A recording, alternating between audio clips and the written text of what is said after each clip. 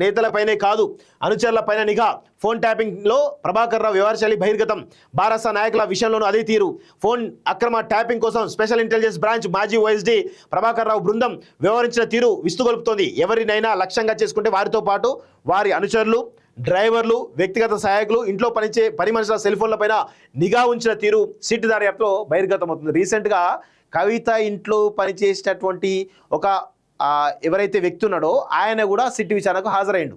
కవిత ఇంట్లో పనిచేసేటువంటి వ్యక్తి, ఆయన పేరు నాకు ఐడియా లేదు. సో ఆయన కూడా హాజరని చెప్పేసి మనకు సమాచారం వచ్చింది. అట్లే అంటే కవిత ఇంట్లో ఉన్న పని మనుషుల ఫోన్లో ట్యాప్ చేసిరంటే వీళ్ళు ఇంకా వేరే ఫోన్లు ఎట్లా ట్యాప్ చేసిండ్రు ఒకసారి అర్థం చేసుకోండిగా. సో నిఘా ఉంచిన తీరు సిట్ దర్యాప్తులో బహిర్గతం అవుతుంది. రేవంత్ రెడ్డి, బండి సంజయ్, పొంగులేటి, ఈటెల రాజేందర్ ఇలా అందరిపై ఇదే రీతిలో వ్యవహరించినట్టు సిట్ అధికారులు గుర్తించారు. ఉదాహరణకు రేవంత్ రెడ్డి టార్గెట్ చేసుకుని ఆయన సోదరుడు కొండలపై దృష్టి పెట్టారు. కొండలరెడ్డి సన్నిహితులు సుభాష్ రెడ్డి, కపిల్ ఫోన్ సంభాషణలు రహస్యంగా విన్నారు. అలాగే బండి సంజయ్ అనుచరులు బోయినపల్లి ప్రవీణ్ రావు, తిరుపతి ఫోన్లపై నిఘా ఉంచారు.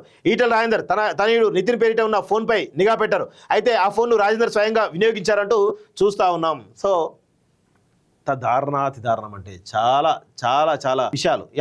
మరోవైపు రాజేందర్ సతీమణి జమున నిర్వహించే జమున హైసరీస్ పేరిట నమోదై ఉన్న మొబైల్ ఫోన్లతో పాటు రాజేందర్ బంధువు జమ్మూ కాశ్మీర్ మాజీ డీజీపీ గోపాల్ రెడ్డి ఫోన్లపై నిఘా ఉంచినట్లు గుర్తించారు.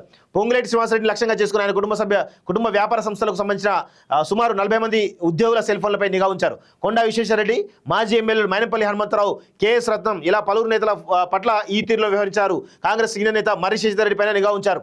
ఎస్ఐబి ఇచ్చిన జాబితాలో వారు సైతం గత బారాస ప్రభుత్వ హయాంలో పార్టీ నేతలపైన గురి కొనసాగింది. 2023 నవంబర్ 15 నుంచి 30 వరకు 4013 ఫోన్ నెంబర్పై నిఘా ఉంచినట్లు సిట్ గుర్తించింది. ఇందులో పొలిటికల్ ట్యాపింగ్ సంబంధించి 618 నెంబర్లను ఎస్ఐబి సిట్ అధికారులకు ఇచ్చింది. ఈ జాబితాలో బారాస నేతలు సైతం ఉండడం గమనార్హం. మెదక్ మాజీ ఎమ్మెల్యే పద్మా దేవేందర్ రెడ్డి, నాగర్ కర్నూలు మాజీ ఎమ్మెల్యే మర్రి జనార్దన్ రెడ్డి, స్టేషన్ మాజీ ఎమ్మెల్యే తాటికొండ రాజయ్య తదితరులపై దృష్టి పెట్టినట్లు తేలింది. మరోవైపు ప్రభాకర్ రావు బృందం నిఘా జాబితాలో ఐఏఎస్ అధికారులు రొనాల్డ్ రోజ్, గౌతమ్ కూడా ఉన్నట్లు గుర్తించారంటూ చూస్తా ఉన్నాం. మరి ఇంత దారుణంగా బయటపడతా ఉంటే ఈయన పైన ఏమైనా చర్యలు తీసుకుంటారా అనేది అనుమానమే. చూద్దాం మరి ఎంతవరకు చర్యలు తీసుకుంటారు. ప్రభాకర్ రావు కేసీఆర్ పేరు చెప్పడా అనేది చూడాల్సిన అవసరం అయితే ఉంది. విదేశాల్లో ఉన్నత విద్యను చదువుకోవాలని అనుకుంటున్నారా? అయితే వెంటనే ఫ్లైగ్రాడ్ ఓవర్సీస్ ఎడ్యుకేషన్ కన్సల్టెన్సీని సంప్రదించండి. మీ విదేశీ కలలను సాకారం చేసుకోండి. ఫ్లైగ్రాడ్